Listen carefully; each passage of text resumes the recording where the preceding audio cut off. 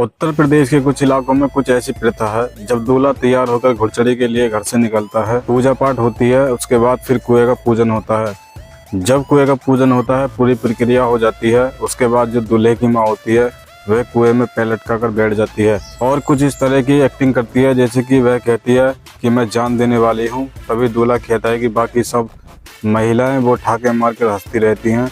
दूल्हा कहता है कि माँ ऐसा मत करो, मैं तुम्हारे लिए लाल बहू लेकर आऊँगा। माँ जैसे ही यह बात सुनती है तब अपने बेटे को पुचकारते हुए कहती है कि जा बेटा, मेरे लिए लाल बहू लेके आना। कुछ इसी तरह की प्रथा थी, कुछ इसी तरह की कहानी थी। एक माँ ने अपने बेटे को कुछ इसी तरह से कह के विदा किया था, बेटा मेरे लिए लाल बहू लेके आना। बेटा यहाँ से निकलता है लाल बहू लेने के लिए, जबकि वापस लौट कर आता है तो उसके साथ 7 लाशें थी। उन 7 लाशों को देखने के बाद हर किसी की आंखों में आंसू थे। लोग सोचने पर मजबूर हो जाते हैं कि आखिरकार इतना भयंकर दृश्य, इतनी भयंकर खौफनाक मंजर देखने को कैसे मिल सकता है। पता नहीं किसी की लापरवाही थी या फिर नीति का विधान था कि ऐसा ही होने वाला था कि जो खुशी घर पर आने वाली थी, खुशी घर पहुंचने से पहले ही दम तोड़ देती। और कहानी जब जहां तक पहुंचती है, लोगों को सोचने पर मजबूर कर देती है। आज की जो सच्ची घटना मैं आपको सुनाने जा रहा हूं, ये सच्ची घटना है उत्तर प्रदेश का एक जिला है बिजनौर। यह बिजनौर की एक सच्ची घटना है। हरिद्वार काशीपुर नेशनल हाईवे 74, इसके बीच में एक धामपुर जगह लगती है। 15 नवंबर 2024 की रात लगभग 2 बजे के आसपास का वाक्य। क्रेटा कार में 2 सवार लड़के होते हैं। एक लड़के का नाम सुहेल अलवी होता है, दूसरे का नाम अमन होता है।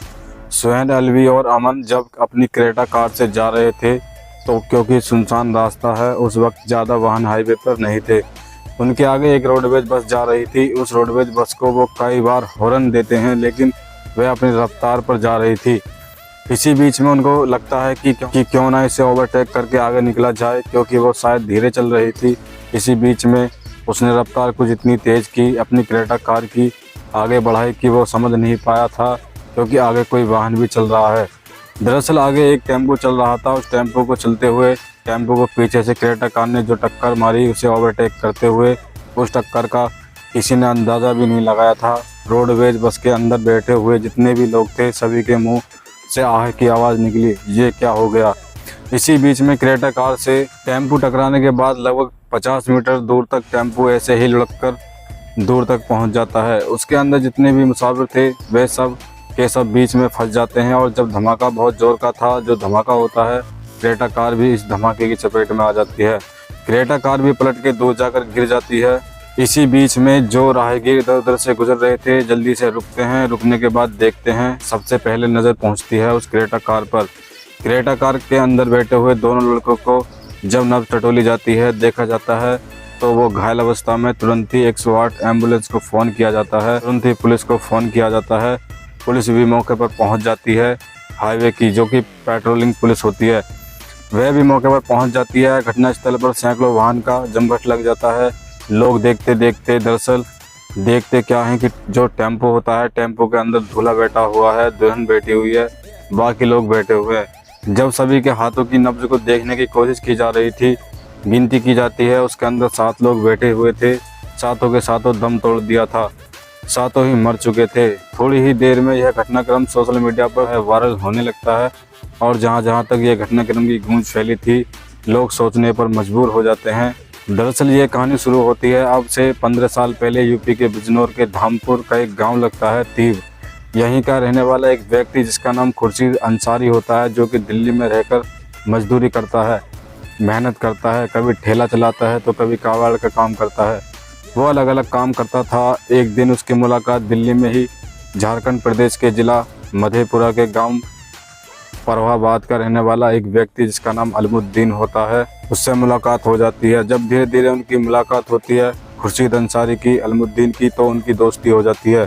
दोस्ती कुछ गहरी हो जाती है। इसके बाद इनकी किसी न किसी का फंक्शन में आना जाना लगा रहता था। इसी बीच में जब वक्त आगे बढ़ जाता है, तभी खुर्शीद अंसारी ने कहा कि उसकी 2 बेटियां हैं और 4 बेटे हैं। अगर तुम्हें कोई ऐतराज़ ना हो तो मैं अपने किसी भी बच्चे से तुम्हारे घर में शादी करना चाहता हूं, क्योंकि यह दोस्ती अगर रिश्तेदारी में बदल जाए तो हमेशा हमेशा के लिए आना जाना चलता रहेगा और ये फिर रिश्ते और भी ज़्यादा मजबूत हो जाएंगे। कुछ इसी तरह की इच्छा जाहिर की थी खुर्शीद अंसारी ने अलमुद्दीन से, जो कि झारखंड प्रदेश के ज़िला मधेपुरा का जो थाना देवघर लगता है, उसी गांव का लगता है। फरोहाबाद। जब उसे यह इच्छा जाहिर की तो साल 2023 में इसका एक बेटा होता है जिसका नाम विशाल होता है। वह विशाल के लिए कहता है कि अगर तुम्हें कोई एतराज़ ना हो, मैं तुम्हारी अपनी बेटे की, तुम्हारी बेटी यानी कि खुशी से शादी करना चाहता हूँ। अगर तुम्हें कोई एतराज़ ना हो तो कर सकते हैं। जब यह साल 2023 में इस बात की तैयारी हो जाती है, कहते हैं कि हमें कोई दिक्कत नहीं है, परेशानी नहीं है। परिवार की बाकी लोगों की सहमति के बाद इन दोनों का रिश्ता तय हो जाता है। और बात यह तय होती है, जो विशाल होता है वो कहता है कि मैं बारात लेकर झारखंड नहीं जाऊंगा, बल्कि मुझे दिल्ली ही आना है।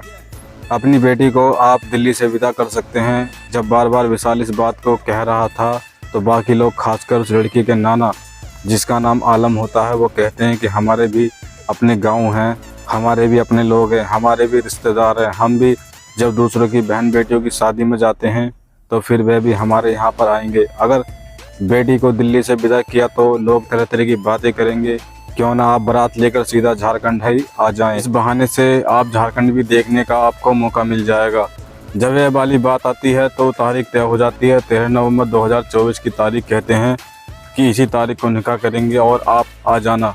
क्योंकि परिवार बहुत ही सामान्य किस्म का है, मेहनत मजदूरी करने वाले लोग हैं, इसलिए उन्होंने तय किया कि हम लोग ज़्यादा लोग नहीं आएंगे, बहुत ही चंद लोग आएंगे। और चंद लोगों में एक दूल्हा होता है जिसका नाम विशाल अहमद होता है। उसकी 25 साल के आसपास होती है। उसके अब्बू जिनका नाम खुर्शीद अंसारी होता है, जिनकी उम्र 65 साल के आसपास उम्र होती है। उनके मौसा यानी कि खालू होते हैं मुमताज़, जिनकी उम्र 40 साल के आसपास होती है। मौसी यानी कि खाला, जिनकी उम्र रुबीना, नाम रुबीना, और उम्र उसकी 35 साल के आसपास होती है। हालांकि रहने वाले जो बिजनौर जिले का थाना हल्दौर लगता है, उसका गांव खारी लगता है। यह मूल निवासी तो खारी के होते हैं। इसके जो खाला खालू जो होते हैं, बाकी ये रहने लगते हैं मुस्तफाबाद में और वहाँ पट सिलने वगैरह का काम करते हैं, ये शामिल हो जाते हैं। साथ ही जो खले बहन होती है, उनकी मौसी की लड़की जो होती है, जिसका नाम बसुरा होता है, उम्र उसकी 10 साल के आसपास होती है। महज ये 5 लोग घर से निकलते हैं उस दुल्हन को लेने के लिए। चंद लोगों का जाना था। उसके बाद फिर वापस आते हैं। यहाँ पर दावत वलीमा का प्रोग्राम होना था, यानी कि रिसेप्शन की तैयारी चल रही थी। बाकी सब लोगों से कहा जाता है कि आप लोग रिसेप्शन की तैयारी करो और हम लोग चले। अब 13 तारीख की तय था निकाह होना, इसलिए वह 10 तारीख यानी कि 10 नवंबर 2024 को अपने गांव जो कि धामपुर के इलाके में लगता है, वहाँ से निकलते हैं। और वहाँ से निकलने के बाद तीप से सीधा मुरादाबाद पहुँचते हैं और मुरादाबाद से ट्रेन पकड़ते हैं। ट्रेन से सीधा झारखंड के मधेपुरा में पहुँच जाते हैं और वहाँ पर उनका भव्य स्वागत होता है। धूमधाम से शादी होती है, आसपास के लोगों को बुलाया जाता है। 13 नवंबर की जो तारीख थी वह पूरा हो जाती है। उसके बाद इसकी जो ट्रेन थी वापसी की, वह 14 नवंबर 2024 की थी। ट्रेन जब वहाँ से चलने की तैयारी होती है तो कई घंटे ट्रेन लेट हो जाती है। जब लेट हो जाती है तो ट्रेन को आना था जो 15 नवंबर 2024 की दोपहर लगभग 12 या 1 बजे के आसपास आना था, वो ट्रेन कम से कम 10 घंटे लेट हो जाती है। इसलिए 15 नवंबर 2024 की रात लगभग 12 बजे के आसपास वो ट्रेन पहुंचती है यहाँ मुरादाबाद के रेलवे स्टेशन पर। और उस वक्त स्टेशन पर दूल्हा दुल्हन, साथ ही दूल्हे के पिता होते हैं, उनकी खाला खालू और साथ ही उसकी बहन होती है। कुल मिलाकर अब ये यहाँ से निकल गए थे 5 लोग। जब वापस लौट रहे थे तो 6 होते हैं। लेकिन उन्होंने मुरादाबाद से घर आने के लिए अपनी कोई वाहन, अपनी कोई गाड़ी नहीं थी, इसलिए इंतज़ार करने लगते हैं। कहते हैं कि क्या इतनी दूरी के लिए कार करी जाए, इसलिए कोई ऐसा वाहन ढूंढ लेते हैं। और वाहन ढूंढा था टेम्पो, और टेम्पो के लिए लगातार वहाँ खड़े हो जाते हैं कि जो मुनासिब पैसे लोग यानी कि कम पैसे लेगा, उस कम पैसे वाले के साथ बैठ जाते हैं और इसके लिए तैयार हो जाते हैं। एक अजब सिंह नाम का एक व्यक्ति होता है। अजब सिंह जो कि मुरादाबाद के थाना कांट का एक गांव लगता है कासिमपुर, वहां का रहने वाला होता है। 65 किलोमीटर के बारे में बताया जाता है कि हमारा गांव यहां से लगभग 65 किमी के आसपास है, क्या तुम चलना चाहोगे? वो कहता है कि हम तो मेहनत मजदूरी करने वाले आदमी हैं, कोई दिक्कत नहीं है। जबकि जैसे रिक्शा हो या फिर टेम्पो हो तो कोई लोकल में घूमने के लिए होते हैं, लेकिन इसे कुछ ज़्यादा पैसे मिलने वाले थे, शायद इसलिए उसने हाँ कर दिया। अजब सिंह अपने साथ दूल्हा दुल्हन सहित बाकी टोटल मिलाकर 7 लोग होते हैं, उस टेम्पो में बैठ जाते हैं। टेम्पो अपनी रफ्तार, जो कि उसकी रफ्तार थी 60 से भी कम शायद बताई जाती है, उसकी रफ्तार, वह अपने आराम से चल रहा था। बातचीत कर रहे थे, बीच बीच में घर से फ़ोन भी आ रहे थे कि आप ये कहाँ पहुँचे, अभी कितनी दूर हो और कितना टाइम लगेगा। जैसे ही अपने गांव की तीप से 9 किलोमीटर वो पहले ही पहुंचे थे। यह नेशनल हाईवे होता है, नेशनल हाईवे NH 74 धामपुर के पास का ये वाक़या था। अभी गांव 9 किलोमीटर दूर था। इसी बीच में पीछे से बहुत बहन था, तेजी के साथ रफ्तार पर बताई जाती है। इसकी रफ्तार 150 से ज़्यादा ऊपर हो चुकी थी। इसके जैसे उसने क्रेटा कार ने उस रोडवेज बस को ओवरटेक किया तो उसके सामने जो टेम्पो होता है उस टेम्पो में जोरदार की टक्कर लग जाती है। इतनी भयानक, इतनी खौफनाक टक्कर होती है, किसी ने इसकी कल्पना नहीं की थी। इस बीच में कुछ बसों में बैठे हुए लोग सो रहे थे तो कुछ लोग जाग रहे थे, और जब उस जोर का धमाका होता है तो लगभग 50 मीटर दूर तक वो टेम्पो ऐसे लुढ़क लुढ़क कर दूर पहुंच जाता है। उसके अंदर जितने भी लोग थे सब के सब फंसे हुए थे। जब इन लोगों ने, आसपास के लोग थे, पुलिस को वहां पर फ़ोन किया जाता है। मौके पर आते हैं। घायल जो क्रेटा के अंदर बैठे हुए थे वे दोनों तो घायल थे। उन घायलों को उपचार के लिए हॉस्पिटल पहुंचा दिया जाता है। लेकिन जो भी लोग टेम्पो के अंदर बैठे हुए थे वे सब मर चुके थे, साथ ही उस टेम्पो के अंदर बहुत बुरी तरह से फंस चुके थे। इसलिए कटर मशीन के माध्यम से उस टेम्पो को अलग अलग हिस्सों से कटवाया गया। कटवाने के बाद उनकी लाशों को बाहर निकाला गया। जब लाशों को बाहर निकाला जाता है, उनकी तलाशी ली जाती है, तो तलाशी लेने के बाद पता चलता है कि उनके जो आधार कार्ड होते हैं उस आधार कार्ड पर एक मरने वाला दूल्हा जिसका नाम विशाल होता है, उसके पिता खुर्शीद अंसारी होते हैं, उसके मौसा मुमताज़ और रुबीना जो कि इसकी मौसी होती है, बहन उसकी बुसरा होती है जो खलीली बहन होती है, खुशी यानी कि उसकी दुल्हन होती है, अजब सिंह जो एक ड्राइवर होता है। जितने भी लोग उस टेम्पो के अंदर बैठे हुए थे सब पे सब मारे जा चुके थे। और इस बात की खबर जब घर पहुंचती है तो घर वाले इंतजार कर रहे थे कि दुल्हन को आखिरकार मुंह दिखाई में क्या देना है। और अगले ही दिन दावत वलीमा का प्रोग्राम था। उसमें किस किस को बुलाना है, जो कि आसपास के घरों की महिलाएं थी, आसपास के रिश्तेदार थे। उन लोगों ने तय कर रखा था कि जब दुल्हन को देखने के लिए जाएंगे तो उसकी मुँह दिखाने में यह देंगे। लेकिन जैसे ही पोस्टमार्टम के पास दूल्हा दुल्हन, उसके परिवार के बाकी लोग पहुँचते हैं, 7 लोगों की लाशों की खबर सुनते हैं, पूरा इलाके में सनसनी फैल जाती है। लोग सोचने पर मजबूर हो जाते हैं कि कोई कोई लोग कैसी कैसी किस्मत लेकर आते हैं। 15 साल पुरानी दिल्ली में जो दोस्ती होती है झारखंड के उस व्यक्ति से, उस दोस्ती की वो मिसाल बनाना चाहता था, उसे रिश्तेदारी में बदलना चाहता था।